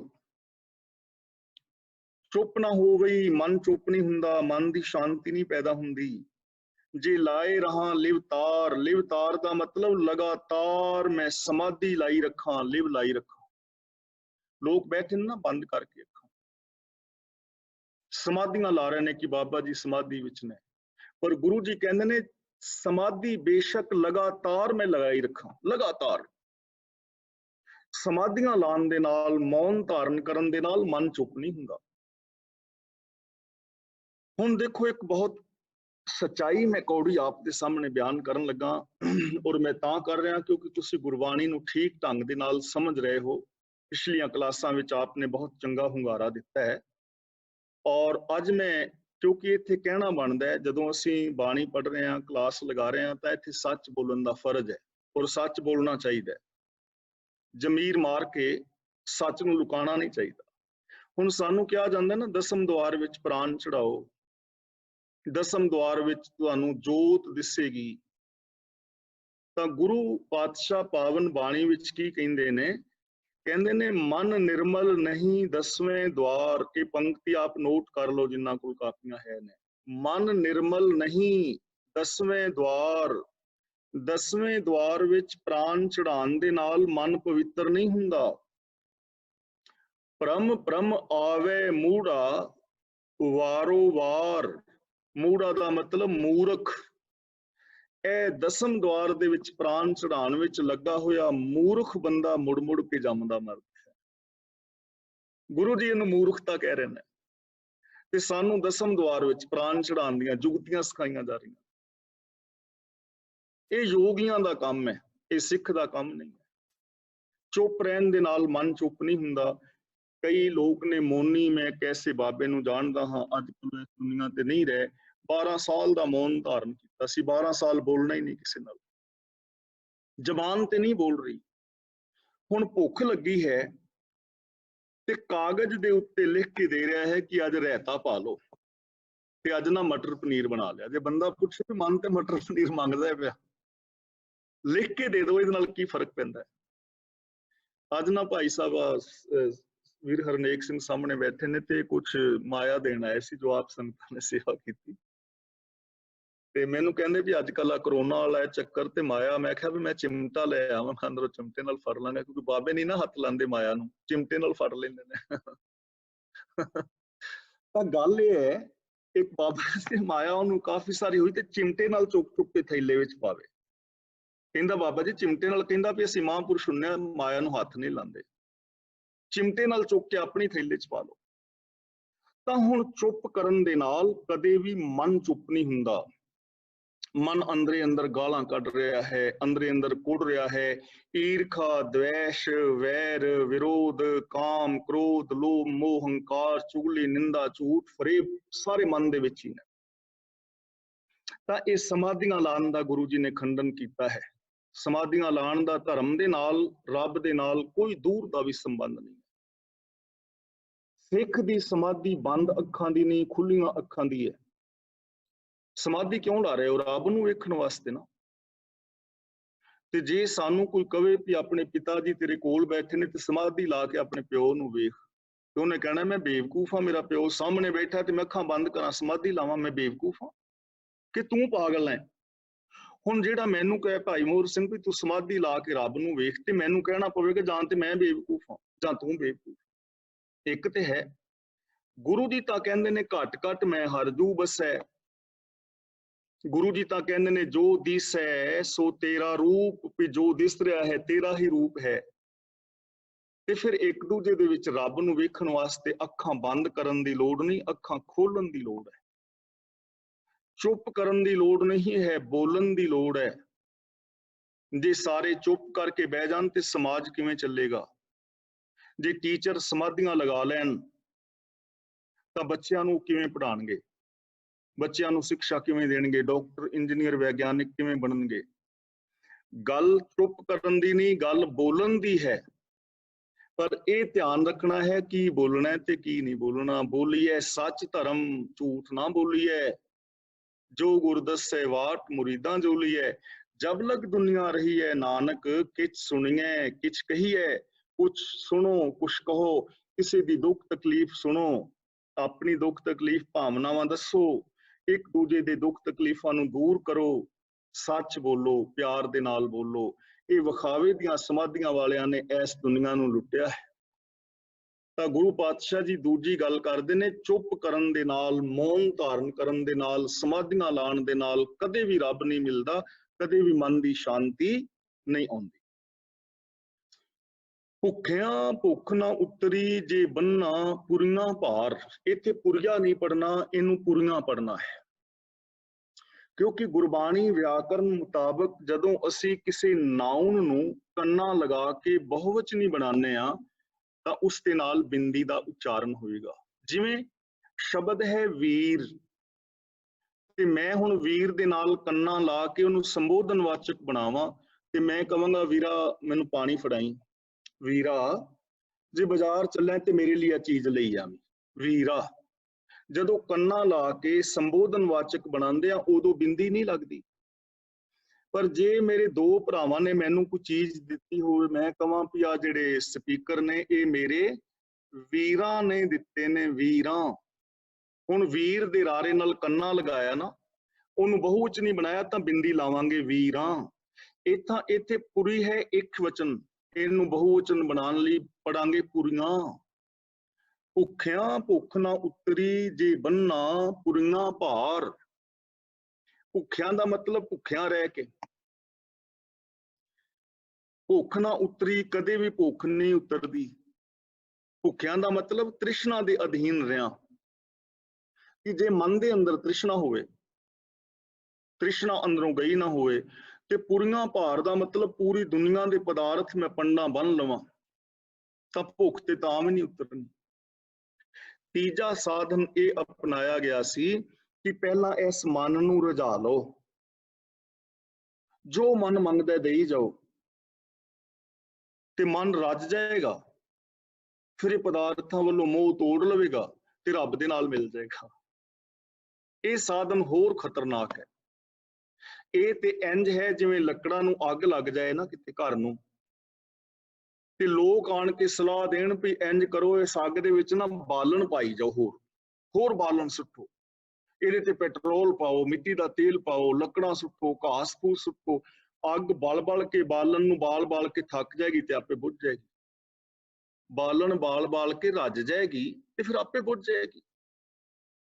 ਕੀ ਅੱਗ ਬੁੱਝੇਗੀ ਬਾਲਣ ਪਾਏ ਹਾਂ, ਭਾਂਬੜ ਹੋਰ ਮੱਚਣਗੇ। ਤਾਂ ਇਹ ਸਾਧਨ ਕਿ ਪਹਿਲਾਂ ਵਿਕਾਰ ਕਮਾ ਕੇ ਇੰਨੇ ਵਿਕਾਰ ਕਮਾ ਲਓ ਕਿ ਮਨ ਵਿਕਾਰ ਕਮਾ ਕੇ ਰੱਜ ਜਾਏਗਾ ਤੇ ਆਪੇ ਛੱਡ ਜਾਏਗਾ। ਕਿੰਨੇ ਕੁ ਲੋਕ ਵੇਖੇ ਨੇ ਵੀ ਜਿਹੜੇ ਵਿਕਾਰ ਕਮਾ ਕੇ ਰੱਜ ਗਏ ਤੇ ਉਹ ਬ੍ਰਹਮ ਗਿਆਨੀ ਹੋ ਗਏ, ਝੂਠ ਬੋਲ ਕੇ ਬੰਦਾ ਰੱਜਦਾ ਹੈ, ਲੋਭ ਦੇ ਨਾਲ ਰੱਜਦਾ ਹੈ, ਤ੍ਰਿਸ਼ਨਾ ਦੇ ਨਾਲ ਰੱਜਦਾ ਹੈ। ਅਸ਼ੋਕ ਵਰਗੇ ਰੱਜੇ, ਕਿ ਔਰੰਗਜ਼ੇਬ ਵਰਗੇ ਰੱਜੇ, ਆਪਣੇ ਪਿਓ ਨੂੰ ਵੀ ਕੈਦ ਕੀਤਾ, ਭਰਾਵਾਂ ਨੂੰ ਵੀ ਮਾਰਿਆ। ਹਿਟਲਰ ਵਰਗੇ ਰੱਜੇ, ਕਾਰੂਨ ਬਾਦਸ਼ਾਹ ਵਰਗੇ ਰੱਜੇ। ਤਾਂ ਇਹ ਬੜਾ ਖਤਰਨਾਕ ਸਾਧਨ ਹੈ ਕਿ ਪਹਿਲਾਂ ਤੁਸੀਂ ਵਿਕਾਰ ਕਮਾਈ ਜਾਓ ਤੇ ਮਨ ਰੱਜ ਜਾਏ, ਕਦੇ ਨਹੀਂ ਰੱਜਦਾ।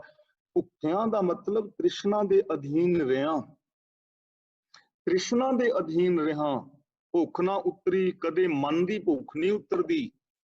ਜੇ ਬੰਨਾ ਪੁਰੀਆਂ ਭਾਰ, ਚਾਹੇ ਜਿੰਨੇ ਮਰਜ਼ੀ ਮੇਰੇ ਕੋਲ ਪੁਰੀਆਂ ਦੇ ਪੁਰੀਆਂ ਲੱਖਾਂ ਕਰੋੜਾਂ ਅਰਬਾਂ ਖਰਬਾਂ ਮੈਂ ਪੰਡਾਂ ਦੀਆਂ ਪੰਡਾਂ ਬੰਨ ਲਵਾਂ। ਮੈਂ ਕਈ ਵਾਰ ਵੇਖਣਾ ਘਰਾਂ ਵਿੱਚ ਬੀਬੀਆਂ ਭੈਣਾਂ ਨੂੰ, ਬੰਦਿਆਂ ਦਾ ਵੀ ਇਹ ਹਾਲ ਹੈ, ਮੈਂ ਕੱਲੀਆਂ ਬੀਬੀਆਂ ਦੀ ਗੱਲ ਨਹੀਂ ਕਰ ਰਿਹਾ, ਮੈਂ ਤੇ ਭੈਣਾਂ ਹੀ ਨਾਰਾਜ਼ ਹੋ ਜਾਣ। ਵੇਖਣਾ ਭੈਣਾਂ ਨੂੰ ਜਦੋਂ ਗੱਲਾਂ ਕਰਦੀਆਂ ਨੇ, ਹਾਏ ਮੇਰੇ ਕੋਲ ਤੇ ਕੱਪੜਾ ਕੋਈ ਨਹੀਂ ਪਾਉਣ ਲਈ,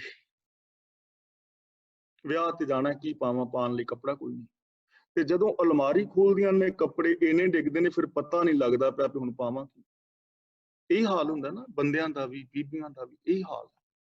ਅਸੀਂ ਖਾ ਕੇ ਵੇਟ ਵਧਾ ਲੈਂਦੇ ਹਾਂ। ਸਾਡੀ ਨਾ ਕਮਿਊਨਿਟੀ ਦੀ, ਆਮ ਲੋਕਾਂ ਦੀ ਇਹ ਪ੍ਰੋਬਲਮ ਹੈ, ਖਾ ਕੇ ਅਸੀਂ ਵੇਟ ਵਧਾ ਲੈਂਦੇ ਹਾਂ। ਤੇ ਫਿਰ ਵੇਟ ਘਟਾਉਣ ਵਾਸਤੇ ਫਿਰ ਡਾਕਟਰ ਤੋਂ ਪੁੱਛੀਦਾ, ਡਾਕਟਰ ਜੀ ਕੀ ਖਾਈਏ ਜਿਹਦੇ ਨਾਲ ਵੇਟ ਘਟੇ। ਫਿਰ ਵੀ ਖਾਣ ਵਾਸਤੇ ਪੁੱਛਦੇ ਆ, ਇਹ ਨਹੀਂ ਵੀ ਕੀ ਛੱਡੀਏ। ਖਾ ਕੇ ਵੇਟ ਵਧਾ ਲਿਆ ਤੇ ਡਾਕਟਰ ਜੀ ਹੁਣ ਕੀ ਖਾਈਏ ਜਿਹਦੇ ਨਾਲ ਯਾਰ ਵੇਟ ਘਟੇ। ਤਾਂ ਤ੍ਰਿਸ਼ਨਾ ਦੇ ਅਧੀਨ ਰਿਹਾ, ਕਦੇ ਵੀ ਮਨ ਦੀ ਭੁੱਖ ਨਹੀਂ ਉਤਰਦੀ ਜਿੰਨੇ ਮਰਜ਼ੀ। ਇਸ ਲਈ ਸੰਤੋਖ ਚਾਹੀਦਾ ਮਨ ਵਿੱਚ ਨਾ, ਤਾਂ ਹੈ ਬਿਨਾਂ ਸੰਤੋਖ ਨਹੀਂ ਕੋ ਰਾਜੈ, ਸੁਪਨ ਮਨੋਰਥ ਬਿਰਥੇ ਸਭ ਕਾਜ।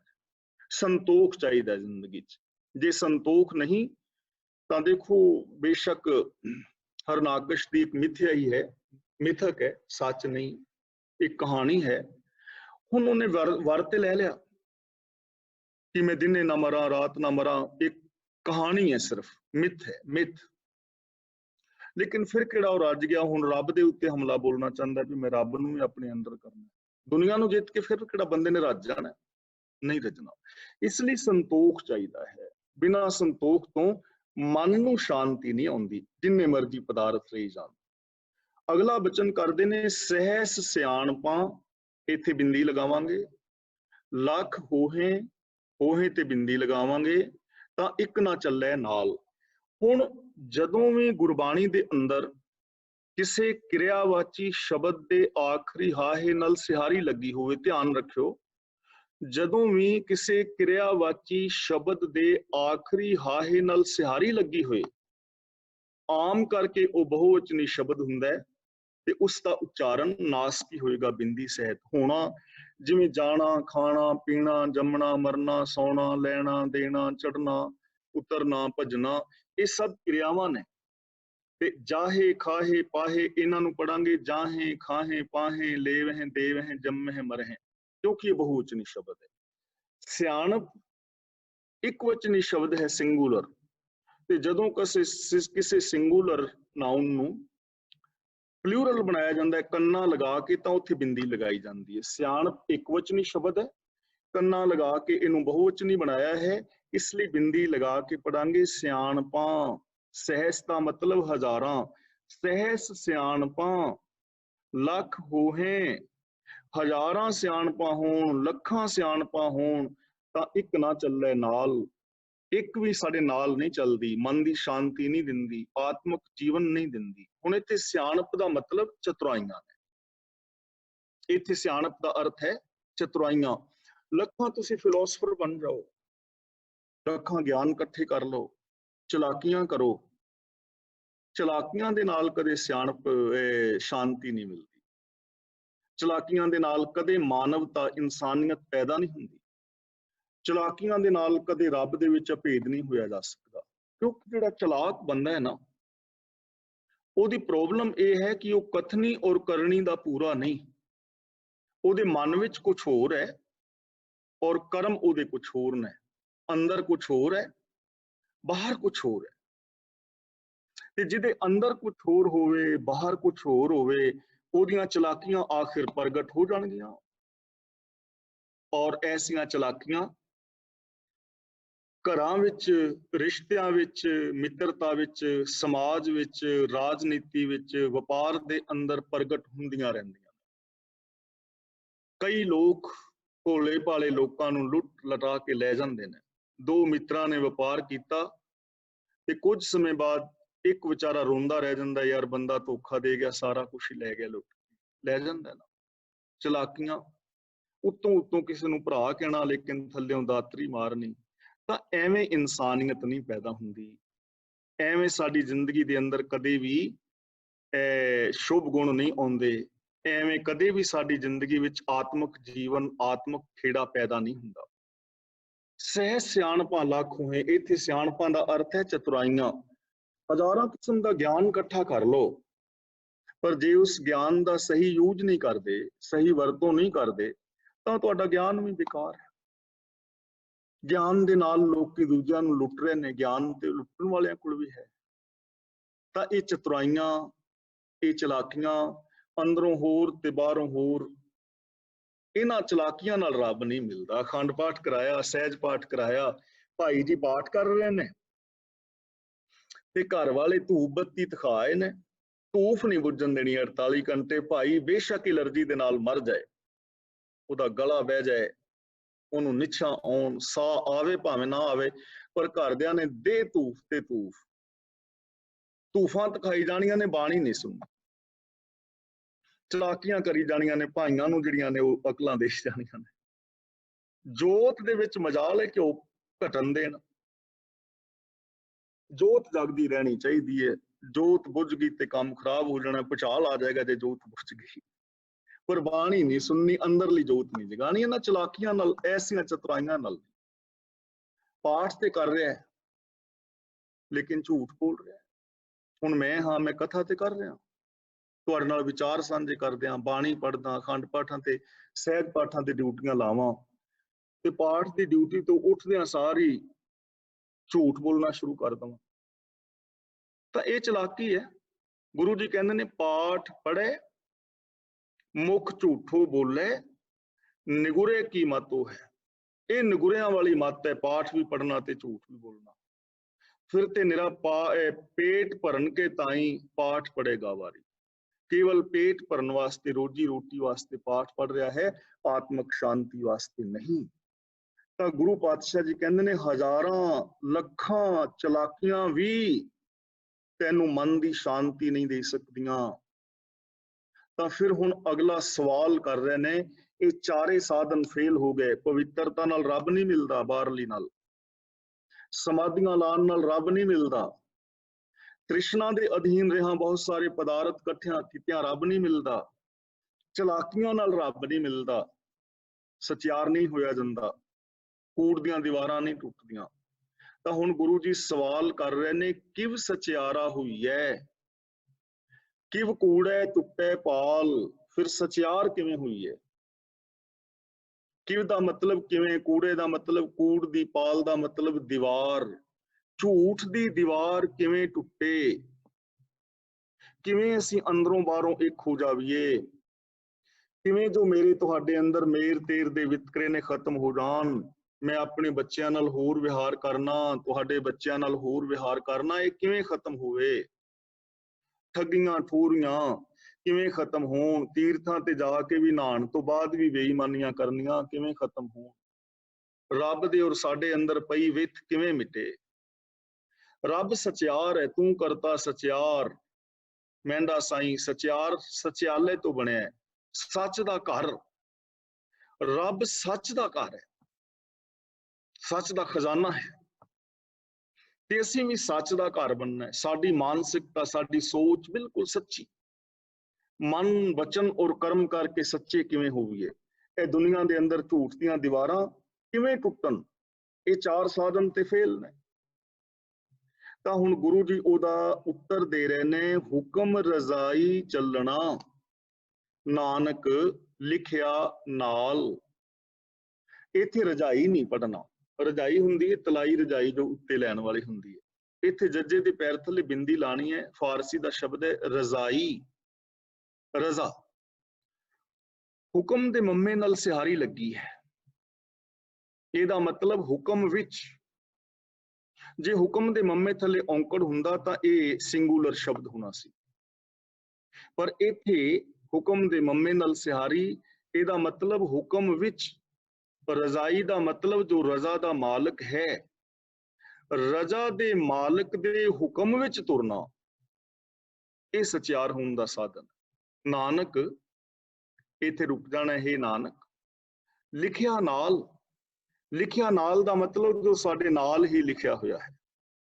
ਹੁਣ ਇਸ ਲਿਖਿਆ ਨਾਲ ਦਾ ਮਤਲਬ ਇਹ ਨਹੀਂ ਕਿ ਮੱਥੇ ਤੇ ਲੇਖ ਲਿਖੇ ਨੇ। ਕਈ ਵਾਰੀ ਅਸੀਂ ਕਿਸੇ ਦਾ ਅੰਤਮ ਸੰਸਕਾਰ ਕਰਨ ਜਾਈਏ ਨਾ ਇੰਡੀਆ ਵਿੱਚ, ਤੇ ਜਿੱਦਣ ਲੋਕ ਅਸਥੀਆਂ ਚੁੱਕਦੇ ਨੇ ਉਦੋਂ ਮੱਥਾ ਚੁੱਕ ਚੁੱਕ ਕੇ ਵੇਖਦੇ ਨੇ ਸਾਡੇ ਬਾਪੂ ਦੇ ਮੱਥੇ ਦੇ ਉੱਤੇ ਕੁਛ ਲਿਖਿਆ ਸੀ, 2-3 ਅੱਖਰ, ਤੇ ਲਿਖਿਆ ਸੀ ਤੇ ਪੜ੍ਹਿਆ ਕਿਉਂ ਨਹੀਂ?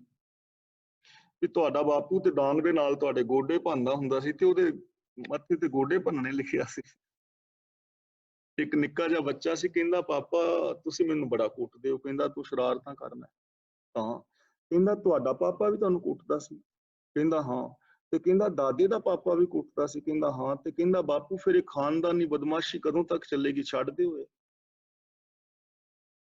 ਤਾਂ ਲਿਖਿਆ ਨਾਲ ਦਾ ਮਤਲਬ ਮੱਥੇ ਤੇ ਨਹੀਂ, ਲਿਖਿਆ ਨਾਲ ਦਾ ਮਤਲਬ ਜਦੋਂ ਤੋਂ ਇਹ ਕਾਇਨਾਤ ਹੋਂਦ ਵਿੱਚ ਆਈ ਹੈ ਉਦੋਂ ਤੋਂ ਹੀ ਇਹ ਨੇਮ ਚੱਲਿਆ ਹੁੰਦਾ ਹੈ। ਜਦੋਂ ਤੋਂ ਸੰਸਾਰ ਹੋਂਦ ਵਿੱਚ ਆਇਆ ਉਦੋਂ ਤੋਂ ਹੀ ਇਹ ਨੇਮ ਚੱਲਿਆ ਆਉਂਦਾ ਹੈ ਕਿ ਹੁਕਮ ਦੇ ਅੰਦਰ ਤੁਰਨਾ ਹੈ। ਹੁਕਮ, ਰਜ਼ਾ, ਭਾਣਾ, ਲੇਖ, ਇਹਨਾਂ ਸਾਰਿਆਂ ਦਾ ਇੱਕ ਮੀਨਿੰਗ ਹੈ ਸਿਸਟਮ, ਲਾ ਆਫ ਨੇਚਰ, ਕੁਦਰਤ ਦੇ ਨਿਯਮ, ਨਿਯਮਾਵਲੀ। ਉਸ ਨਿਯਮ ਦੇ ਅੰਦਰ ਚੱਲੀਏ ਤਾਂ ਬੰਦਾ ਸਚਿਆਰ ਹੋ ਸਕਦਾ ਹੈ, ਤਾਂ ਕੂੜ ਦੀਆਂ ਦੀਵਾਰਾਂ ਟੁੱਟ ਸਕਦੀਆਂ ਨੇ, ਤਾਂ ਮੇਰ ਤੇਰ ਦੇ ਵਿਤਕਰੇ ਮਿਟ ਸਕਦੇ ਨੇ, ਤਾਂ ਬੰਦਾ ਸਚਿਆਰ ਹੋ ਸਕਦਾ ਹੈ। ਰੱਬੀ ਹੁਕਮ ਦੇ ਅੰਦਰ ਤੁਰਿਆ ਜਾਏ, ਯਾਨੀ ਮਨ, ਬਚਨ ਔਰ ਕਰਮ ਕਰਕੇ ਇੱਕ ਓੰਕਾਰ ਤੋਂ ਲੈ ਕੇ ਗੁਰਪ੍ਰਸਾਦ ਤੱਕ ਜੋ ਗੁਣ ਨੇ ਉਹਨਾਂ ਨੂੰ ਅਪਣਾ ਲਿਆ ਜਾਏ, ਜਿਨ੍ਹਾਂ ਦੇ ਵਿੱਚ ਇਹ ਕਾਇਨਾਤ ਚੱਲ ਰਹੀ ਹੈ। ਰੱਬ ਨਿਰਵੈਰ ਹੈ ਤਾਂ ਤੁਸੀਂ ਵੀ ਨਿਰਵੈਰ ਹੋਵੋ, ਰੱਬ ਨਿਰਭਉ ਹੈ ਤਾਂ ਨਿਰਭਉ ਹੋਵੋ, ਜਿਵੇਂ ਆਪਾਂ ਕੱਲ ਵਿਚਾਰ ਕੀਤੀ ਸੀ। ਤਾਂ ਨਾਨਕ ਤੈਂ ਹੁਕਮ ਰਜ਼ਾਈ ਚੱਲਣਾ, ਨਾਨਕ ਲਿਖਿਆ ਨਾਲ ਹੈ ਨਾਨਕ। ਜੋ ਹੁਕਮ ਜਦੋਂ ਤੋਂ ਸੰਸਾਰ ਹੋਂਦ ਵਿੱਚ ਆਇਆ ਹੈ, ਉਦੋਂ ਤੋਂ ਹੀ ਇਹ ਸਿਸਟਮ ਚੱਲਿਆ ਆਉਂਦਾ ਹੈ ਕਿ ਹੁਕਮ ਦੇ ਅੰਦਰ ਚੱਲਿਆ ਹੀ ਜ਼ਿੰਦਗੀ ਦੇ ਅੰਦਰ ਸ਼ਾਂਤੀ ਆਉਂਦੀ ਹੈ। ਹੁਕਮ ਦਾ ਮਤਲਬ ਰਜ਼ਾ, ਸਿਸਟਮ, ਮਰਿਆਦਾ। ਤਾਂ ਸੱਚ ਨੂੰ ਆਧਾਰ ਬਣਾ ਕੇ ਮਨੁੱਖੀ ਫਰਜ਼ਾਂ ਨੂੰ ਪੂਰੀਆਂ ਕਰਨਾ ਹੈ। ਮਨ, ਬਚਨ ਔਰ ਕਰਮ ਕਰਕੇ ਅਸੀਂ ਸੱਚੇ ਹੋਣਾ ਹੈ, ਫਿਰ ਜੀਵਨ ਦੇ ਅੰਦਰ ਬਾਤ ਬਣੇਗੀ। ਇਸ ਤਰ੍ਹਾਂ ਧਰਮ ਦੀ ਦੁਨੀਆ ਵਿੱਚ ਜੋ ਇਹ 4 ਸਾਧਨ ਨੇ, ਕੇਵਲ ਬਾਹਰਲੀ ਪਵਿੱਤਰਤਾ, ਤੀਰਥ ਇਸ਼ਨਾਨ, ਸਮਾਧੀਆਂ ਲਾਣੀਆਂ, ਕ੍ਰਿਸ਼ਨਾ ਦੇ ਅਧੀਨ ਰਿਆਂ ਕਦੇ ਵੀ ਸ਼ਾਂਤੀ ਨਹੀਂ ਹੁੰਦੀ, ਚਲਾਕੀਆਂ ਦੇ ਨਾਲ ਨਹੀਂ ਮਿਲਦੀ ਸ਼ਾਂਤੀ। ਇਹ ਚਾਰੇ ਚੀਜ਼ਾਂ ਬੇਕਾਰ ਔਰ ਵਿਅਰਥ ਨੇ। ਗੁਰੂ ਨਾਨਕ ਪਾਤਸ਼ਾਹ ਜੀ ਨੇ ਇਹਨਾਂ ਨੂੰ ਰੱਦ ਕੀਤਾ ਹੈ ਤੇ ਇੱਕ ਹੀ ਸਾਧਨ ਦੱਸ ਰਹੇ ਨੇ, ਹੁਕਮ ਦੇ ਅੰਦਰ ਤੁਰਨਾ, ਰਜ਼ਾ ਔਰ ਭਾਣੇ ਦੇ ਅੰਦਰ ਰਹਿਣਾ। ਇਹੀ ਸਚਿਆਰ ਹੋਣ ਦਾ ਇੱਕੋ ਇੱਕ ਸਾਧਨ ਹੈ। ਉਹ ਰਜ਼ਾ ਕੀ ਹੈ, ਭਾਣਾ ਕੀ ਹੈ, ਉਹਦੇ ਬਾਰੇ ਗੁਰੂ ਨਾਨਕ ਦੇਵ ਜੀ ਅਗਲੀ ਪੌੜੀ ਦੇ ਵਿੱਚ ਵਿਚਾਰ ਕਰ ਰਹੇ ਨੇ। ਉਹ ਆਪਾਂ ਕੱਲ ਨੂੰ ਕਰਾਂਗੇ। ਤਾਂ ਮੈਂ ਇੱਥੇ ਖਿਮਾ ਦਾ ਜਾਚਕ ਹਾਂ। ਜੋ ਅਸਾਂ ਅੱਜ ਵਿਚਾਰ ਕੀਤੀ ਹੈ